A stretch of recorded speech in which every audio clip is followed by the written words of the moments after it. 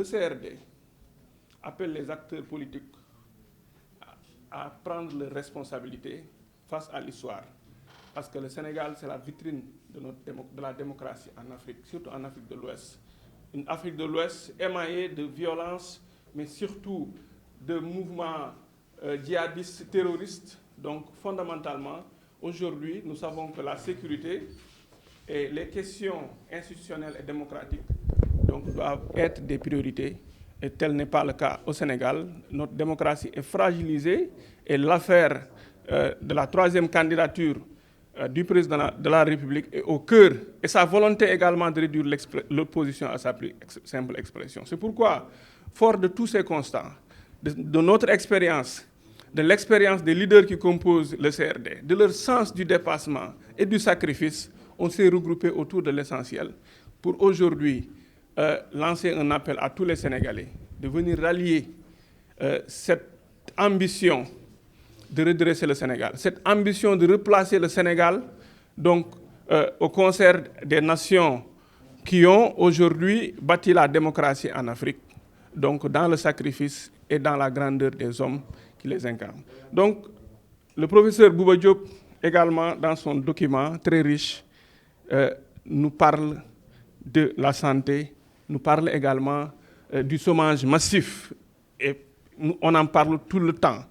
C'est également l'une des causes de ces violences. Nous avons 300 000 jeunes, d'après leurs chiffres, qui sont dans le marché du travail, bien formés, en bonne santé mentale et physique, et qui ne trouvent pas du travail. Et ces jeunes-là, également, on veut leur enlever leur liberté d'expression, leur liberté politique, mais également leur liberté de participer librement à la bonne marche de notre démocratie. Donc, ils vont refuser. Parce que tout simplement, c'est des jeunes qui sont informés, c'est des jeunes qui vivent dans des villes, c'est des jeunes qui sont sur Internet, et nous savons tous que la communication est devenue un objet de consommation courante. Les jeunes se partagent les informations, ils n'accepteront plus d'être dirigés et d'être gouvernés comme avant. Dans ce même document, il nous parle également de la nécessité d'établir des cadres de concertation capables de bâtir des consensus forts autour de nos institutions. Il nous parle également surtout des programmes comme Xëyu Ndaw yi. Nous savons tous que c'est des programmes, le président Macky Sall l'a dit, il a créé 65 000 emplois, même si c'est vrai. Donc sur 300 000, le président Mamadou Lamine Diallo certainement va développer sur ces axes.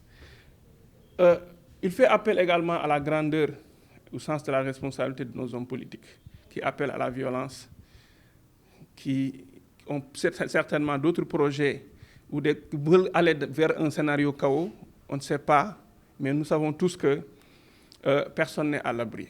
Nous devons tous, autant que nous sommes, prendre nos responsabilités et faire face donc, à leur volonté d'instaurer ce chaos. Donc nous devons arrêter la violence. Et il faut arrêter la violence par l'instauration de la justice. Sans la justice, donc forcément, il va y avoir de la résistance. L'injustice nourrit la résistance. C'est ce que Mamadou Lamine Diallo a dit récemment. Donc il nous faut aller vers une société de justice, d'égalité, de respect des institutions, de respect des engagements, de respect de la parole donnée. Le président de la République n'a pas à vouloir casser de l'opposant.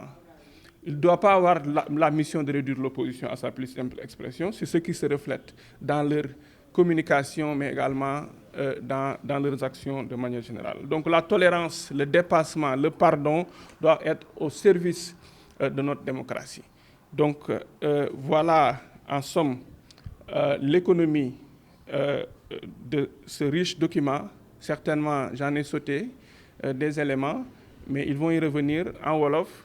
Donc, mais l'objectif, c'est pour vous dire tout simplement que le CRD, c'est l'alternative. Le CRD ne prône pas l'alternance. Ce ne sont pas des hommes de pouvoir. C'est des hommes qui, justement, comprennent le sens du partage du pouvoir, du savoir et de l'avoir.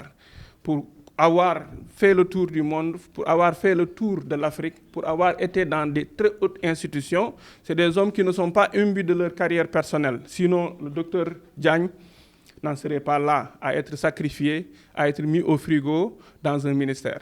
Il a été au cadre, il le reste, un brillant intellectuel. Les autres, de la même façon, la même chose. Donc aujourd'hui, ils ont sacrifié leur carrière donc, au profit de notre démocratie, au profit du renforcement donc, d'une conscience patriotique et citoyenne au Sénégal. Je vous remercie.